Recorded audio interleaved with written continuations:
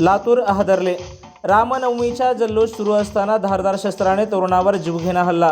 पिंट्या पळ याची विकेट पडणार आहे म्हणत आरोपी फरार। रामनवमीच्या उत्सवाचा उत्साह शिगेला पोहोचलेला असतानाच लातूरातील गणपती चौक परिसरात एका तरुणावर झालेल्या भीषण हल्ल्याने खळबळ उडाली आहे। धक्का लागल्याच्या किरकोळ कारणावरून झालेल्या या वादात एका विधी संघर्षग्रस्त बालकाने तरुणाच्या पाठीत धारदार शस्त्र खुपसले। हे शस्त्र फुफ्फुसात आरपार घुसल्याने पीडित तरुण मृत्यूशी झुंज देत आहे। मिळालेल्या माहितीनुसार दिनांक 26 मार्च रोजी रात्री 8 ते 8:15च्या सुमारास फिर्यादी यशपाल सोनवणे आणि त्याचे मित्र प्रशांत एकनाथ गायकवाड हे जेवण आटोपून गोजमगुंडे पेट्रोल पंपाजवळील गणपती चौकात सिगारेट ओढण्यासाठी थांबले होते। याचवेळी एका ॲटोतून 3 तरुण तेथे आले।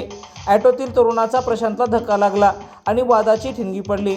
वादाचे रूपांतर हाणामारीत झाले। यावेळी ॲटोतील एका विधी संघर्षग्रस्त बालकाने पिंट्या काल्पनिक नाव जवळ असलेले धारदार शस्त्र काढले आणि प्रशांत गायकवाड याच्या पाठीत जोराने वार केला। हल्ला इतका भीषण होता की शस्त्र थेट फुफ्फुसात शिरले। रक्ताच्या थारोळ्यात पडलेल्या प्रशांतला पाहून आरोपीच्या मित्राने पिंट्या पळ याची विकेट पडणार आहे असे ओरडत सर्वांना चेतावणी दिली आणि ते ऑटोतून पसार झाले।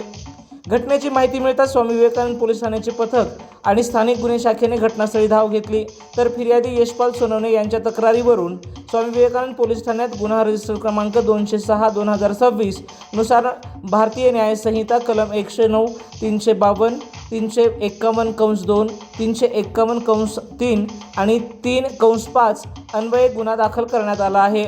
घटनास्थळावर विभागीय पोलीस अधिकारी समर सिंह साळवे, पोलीस निरीक्षक संतोष पाटील, स्थानिक गुन्हे शाखेचे पोलीस निरीक्षक सुधाकर बावकर यांनी भेट देऊन तपासाला गती देत मुख्य आरोपीला पोलिसांनी ताब्यात घेतले आहे।